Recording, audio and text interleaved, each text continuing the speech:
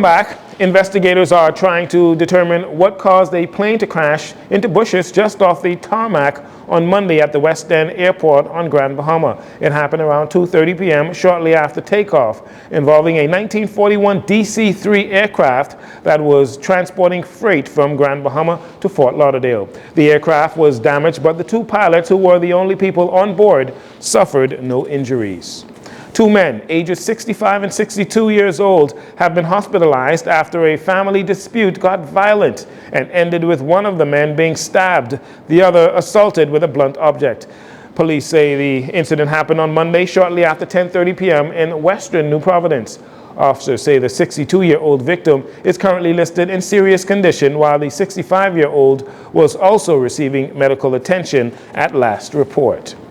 Monday, Deputy Prime Minister, the Minister of Tourism, Investments, Aviation, Chester Cooper, took a walk through the world-famous downtown straw market to thank the vendors that work there.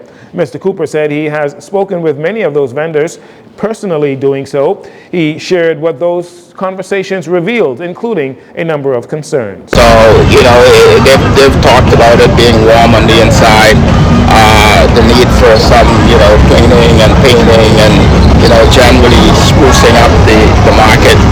And I was happy to hear that these matters are generally in hand, and over the next few weeks, they will be attended to.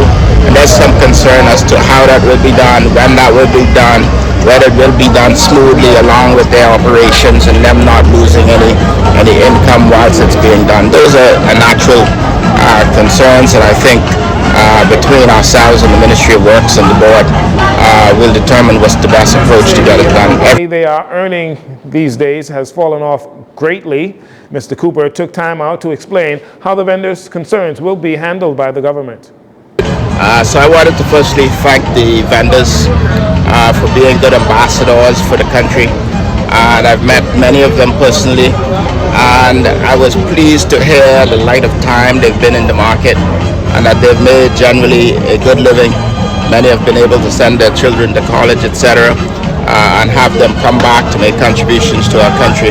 So I think it's important firstly to acknowledge that a great part of the tourism product, a great part of our country, is built by mainly the men and women here at the market who have been consistent over decades in building it to become what we now call the world famous market. So I wanted to come and say thank you. According to Cooper, Parliamentary Secretary Bacchus Rowe, who is in charge of the straw market that falls under the purview of the Ministry of Works, has met with the board for the straw market and has been considering some of the necessary infrastructural upgrades that are needed. Meanwhile, some of the vendors expressed concerns about a proposal to close the straw market for a full week to carry out repairs, with vendors having to remove their items from the market for that cleaning and repair work to be carried out.